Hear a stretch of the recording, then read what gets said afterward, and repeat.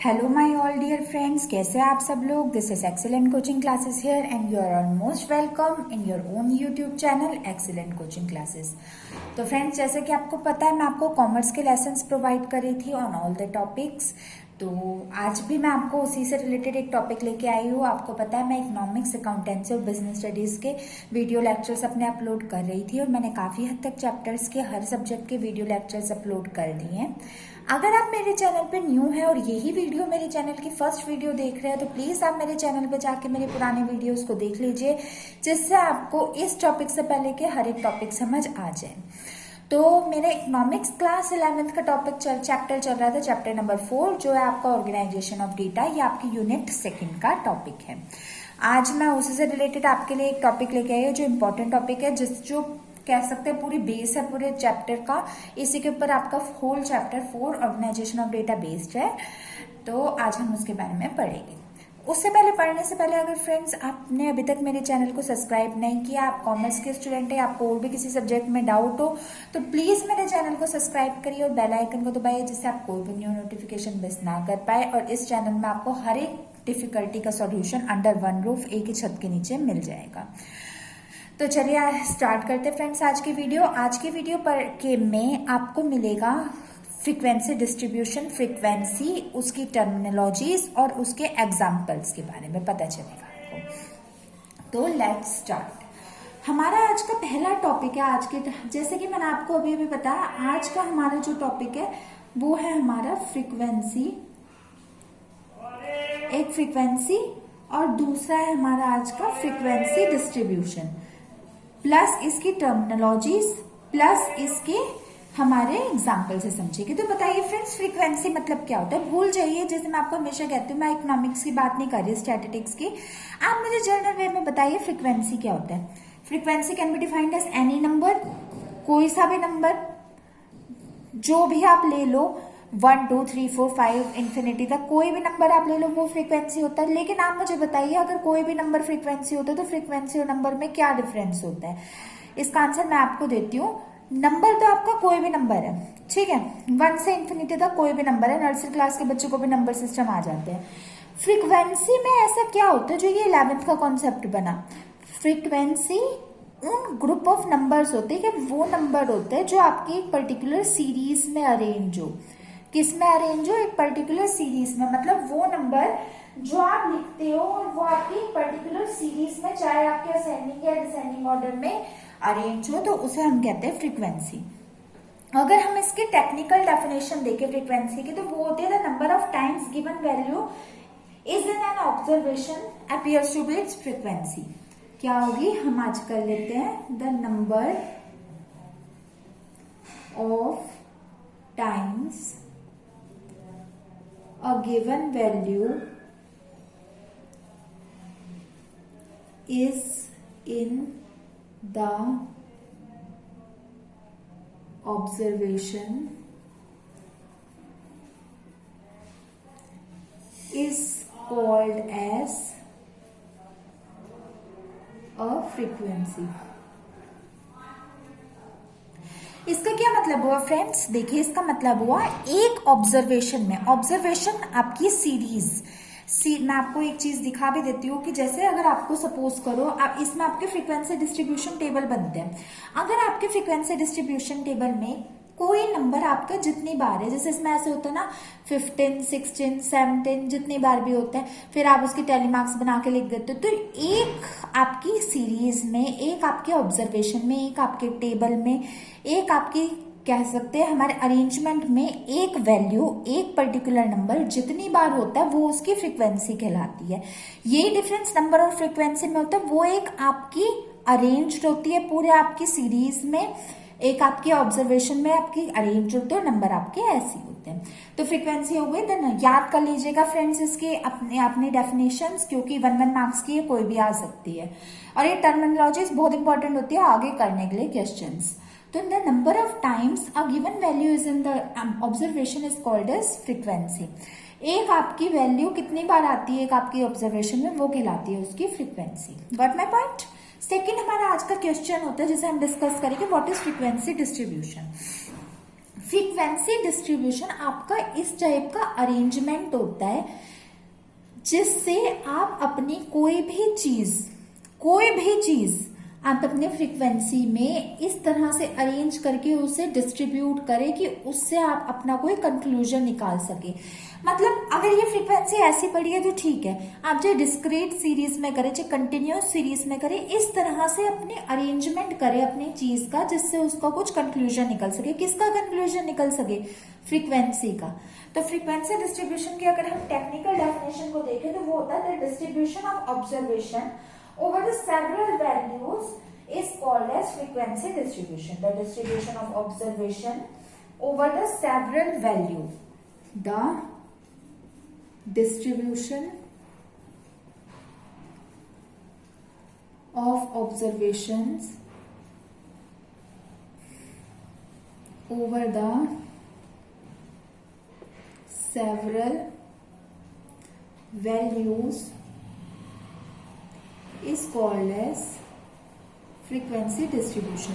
मतलब अपने वैल्यूज को सेवरल वे में, सेवरल जो आपकी फ्रीक्वेंसीज होती है उन्हें अरेंज करना और डिस्ट्रीब्यूट करना। किस तरह से डिस्ट्रीब्यूट करना? इस तरह से डिस्ट्रीब्यूट करना कि उसका कोई कंक्लूजन निकल सके, उससे आप कुछ अपना पर्टिकुलर अमाउंट को फिक्स कर सके, उसे कहते हैं हम अपना frequency distribution. Got my point? Frequency और frequency distribution. I hopefully so friends आपको समझ आ गया होगा। फिर हमारा थर्ड क्वेश्चन है आज का, what is the type of frequency? कितने टाइप की फ्रीक्वेंसी होती है? तो जो हमारी फ्रीक्वेंसी या फ्रीक्वेंसी डिस्ट्रीब्यूशन होता है वो दो टाइप के होता है, आपकी डिस्क्रीट फ्रीक्वेंसी डिस्ट्रीब्यूशन और कंटिन्यूस फ्रीक्वेंसी डिस्ट्रीब्यूशन। तो फर्स्ट हो गया आपका डिस्क्रीट, DISCRETE फ्रीक्वेंसी डिस्ट्रीब्यूशन, और दूसरा हो जाएगा आपका continuous frequency distribution. Okay friends, तो दो इसके कौन कौन से हो गए? डिस्क्रीट और कंटिन्यूअस। ये क्या होते हैं इसके बारे में मैं आपको जस्ट अभी बताऊंगी अपने आगे वीडियो में। तो फिर नेक्स्ट हम अपना आज का फोर्थ क्वेश्चन देखते हैं। हमारा फोर्थ क्वेश्चन है what is a series? Series होती है आपकी, series is a systematic arrangement of item into a particular order sequence in a different classified categories such as set 1, set 2, etc. इसका मतलब आपने क्या हुआ कि जो सीरीज होता है वो आपका एक सिस्टमैटिक अरेंजमेंट होता है डिफरेंट आइटम्स का। सीरीज क्या हो जाएगा आपका? Systematic arrangement of different items which are grouped into different categories.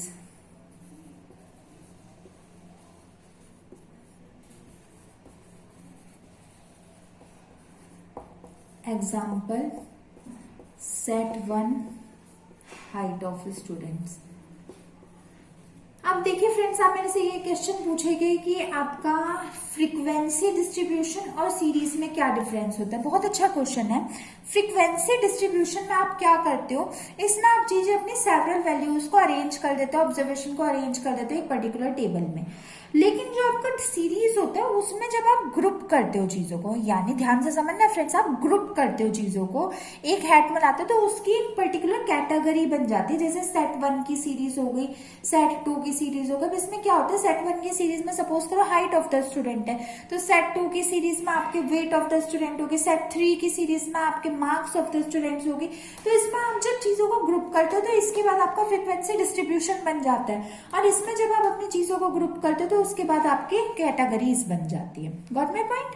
फिर होता है व्हाट इज क्लास फ्रीक्वेंसी। फिर फ्रेंड्स हो जाता है आपकी क्लास फ्रीक्वेंसी। तो क्लास फ्रीक्वेंसी क्या होती है? क्लास फ्रीक्वेंसी होती है आपकी the number of observation, the number of observation in a given interval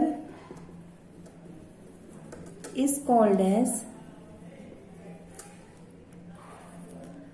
class frequency।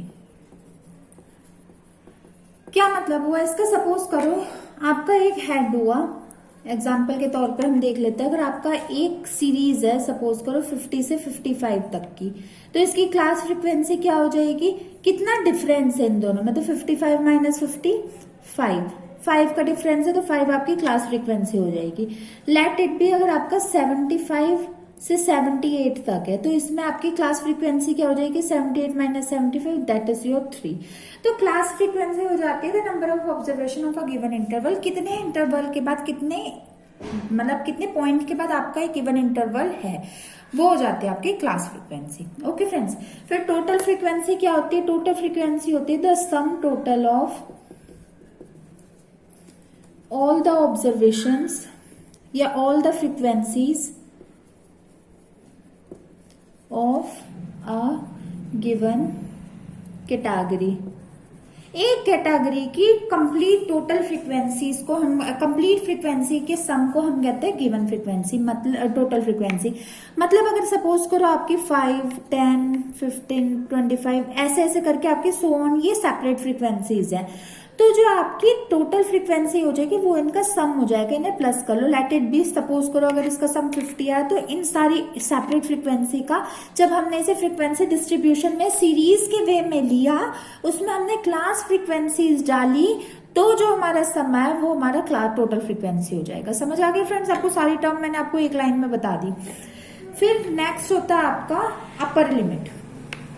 Upper limit क्या होता है और लोअर लिमिट क्या होता है।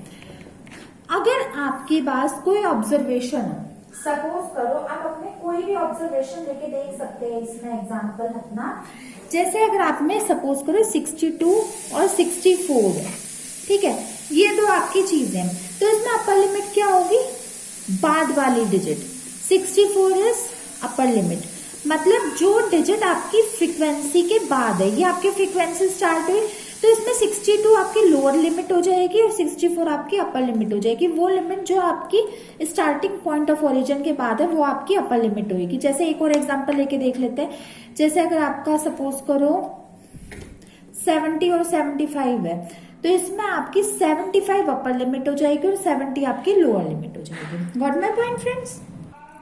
फिर फ्रेंड्स आपकी वही बात आ जाती है, अपर लिमिट क्या, लोअर लिमिट क्या होती है। जैसे मैंने आपको अभी अभी बताया, आपकी अपर लिमिट होती है आपकी, लोअर लिमिट होती है आपकी जो स्टार्टिंग वाली डिजिट होती है।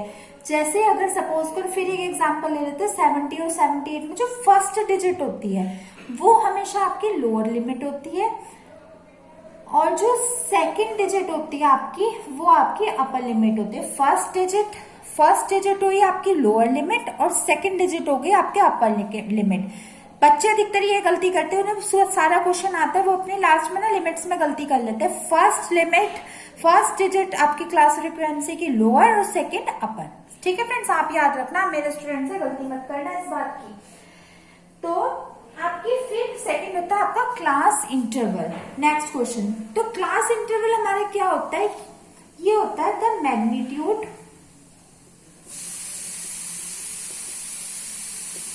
Between two class size of class frequencies is called as class interval।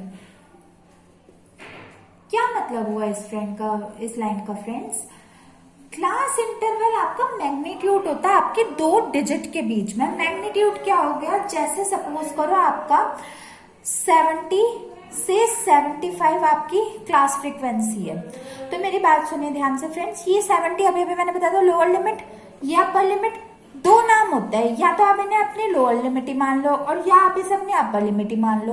इसके अलावा एक बात और होती है, ये इसे L1 और इसे L2 भी कहा जा सकता है। This is your L1 and this is your L2।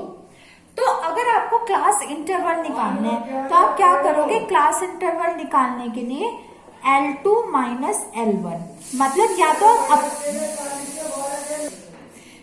तो आप अपनी अपर लिमिट में से लोअर लिमिट को माइनस कर दो, मतलब या तो आप 75 माइनस 70 कर दो, जो ये 5 आ जाएगा ये आपका क्लास इंटरवल हो जाएगा, या आप अपना L2 माइनस L1 कर दो, या आप upper limit minus lower limit कर दो, जो आपका मन करे वो कर दो, बस इसमें सेकंड डिजिट में से फर्स्ट डिजिट को माइनस कर दो, इतनी बात समझ लीजिए।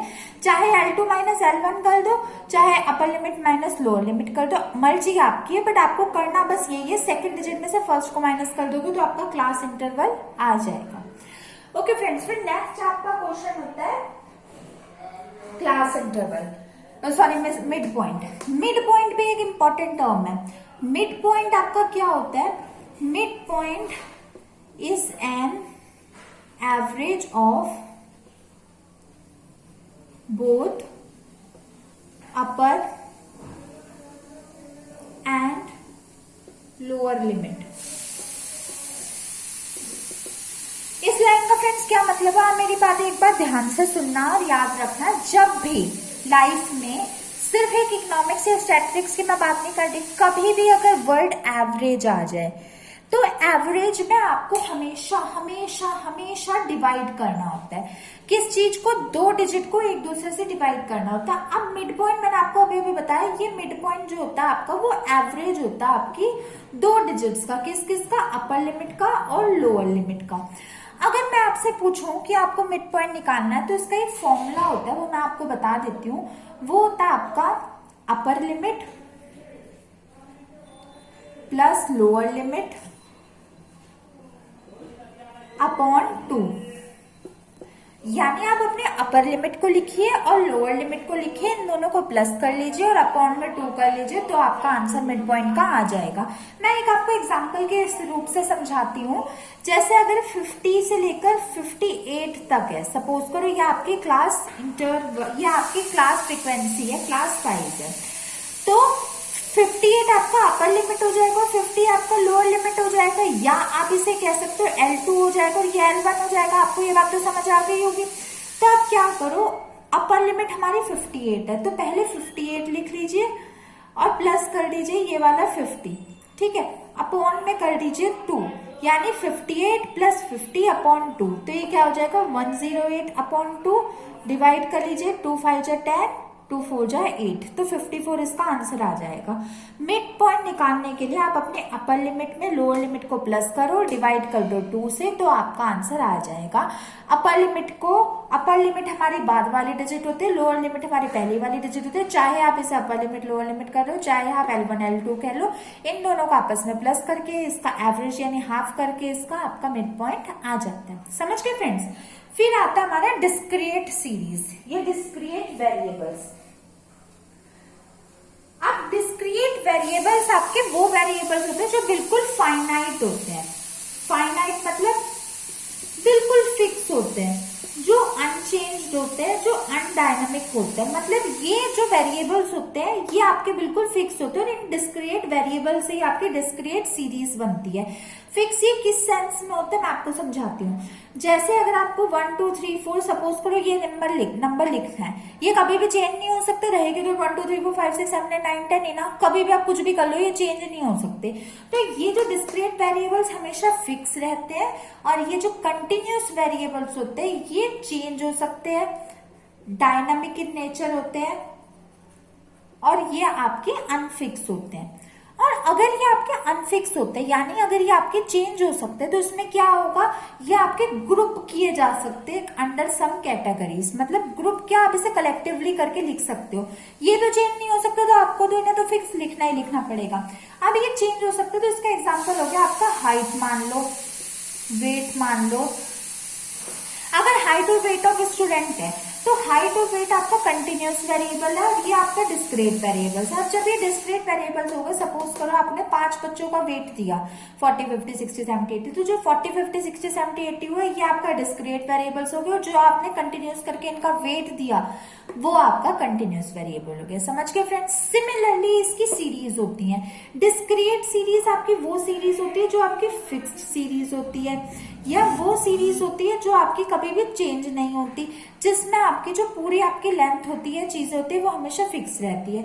और कंटिन्यूअस सीरीज वो होती है जो आपकी चेंज हो सकती है according to time, according to the need. Means ये आपकी चेंजेबल होती है और ये आपकी अनचेंजेबल होती है। समझ गए फ्रेंड्स? होपफुली सो आपको इसकी सारी टर्मिनोलॉजी समझ आ गई होगी। तो फ्रेंड्स जैसे कि मैंने आपको बताया था, मैं एक आपको एग्जांपल भी दूंगी इसका। तो आज के लिए मैं आपके लिए लाई हूँ ये example. Prepare the frequency distribution of 25 students of class 11th। Class 11th के 25 स्टूडेंट्स के बारे में आपको अपना एक फ्रीक्वेंसी डिस्ट्रीब्यूशन टेबल बनाना है। तो इसकी हेडिंग क्या हो जाएगी? Frequency distribution of ages of 25 students. 25 students की एजेस हो जाएगी। अब इसमें कौन कौन से नंबर है? 15, 16, 17, 18, 17, 15, ये नंबर आपके रिपीट हो रहे हैं। तो आप ये देखिए ये कौन सी सीरीज है, आप मुझे बताइए। जब नंबर आपके रिपीट हो रहे हैं, तो जब आपके इसमें नंबर रिपीट हो रहे हैं तो आपकी ये ऑफकोर्स डिस्क्रीट सीरीज होगी। और डिस्क्रीट सीरीज का क्या मतलब होता है? मैंने आपको बताया था ना, ये फिक्स रहता है। इसमें नंबर्स होते हैं डिस्क्रीट वेरिएबल्स में, तो ये नंबर्स आपके फिक्स्ड रहते हैं। मतलब इसमें आपको कोई कोई चेंज नहीं करना होता। जैसे जो 16, 15 जो नंबर है वो नंबर ही रहते हैं। तो पहले अगर हम अपनी बात देख रहे 15 की, तो आप इन्हें काउंट करिए 15 कितनी बार है। 1 2 3 4 5 6 7। 15 हमारा 7 बार है, तो हमारी ये फ्रीक्वेंसी हो जाएगी 7।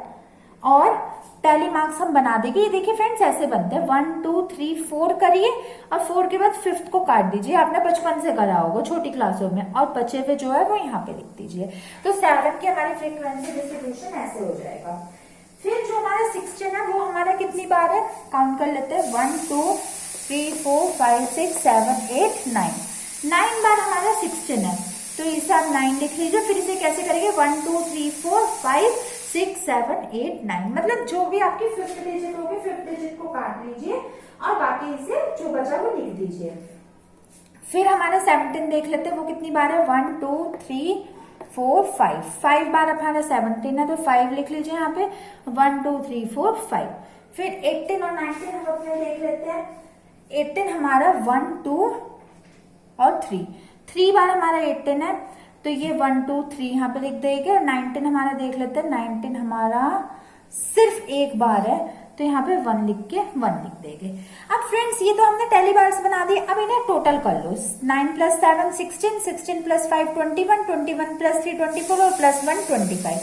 तो इनकी जो आपकी हो गई, ये आपकी टोटल फ्रीक्वेंसी कितनी हो जाएगी? टोटल फ्रीक्वेंसी हो जाएगी आपकी इसमें 25। अगर ये भी 25 था और ये भी 25 है, अगर ये दोनों सेम हो तो हमारा आंसर बिल्कुल करेक्ट है। तो फ्रेंड्स आपको आज एक का डिस्ट्रीब्यूशन करना आ गया, फ्रीक्वेंसी डिस्ट्रीब्यूशन। आगे मैं अपनी नेक्स्ट वीडियो में आगे भी डिस्ट्रीब्यूशन करवाऊंगी। तो चलिए friends, that's all for today. आज की वीडियो में आपने पढ़ा क्या होता है हमारा फ्रीक्वेंसी डिस्ट्रीब्यूशन, उसकी टर्मिनोलॉजीज और उसके एग्जाम्पल। और होपफुली सो आपको फ्रेंड्स ये सारी चीजें समझ आ गई होगी। और अगर समझ नहीं आई, कोई भी वर्ड समझ नहीं है, तो मेरे कमेंट सेक्शन में लिखिए और पूछिए। मेरे चैनल को सब्सक्राइब करिए और मेरे बेल आइकन को दबाइए, जिससे आपको कोई भी नोटिफिकेशन मिस ना हो पाए। मेरी वीडियोस को ज्यादा ज्यादा बच्चों के साथ शेयर कीजिए, ताकि ये डिफिकल्ट कॉन्सेप्ट्स हर बच्चे के क्लियर हो जाए। मैं आपसे मिलूंगी नेक्स्ट वीडियो में very very soon. Till then goodbye and stay tuned. Thanks for watching my videos.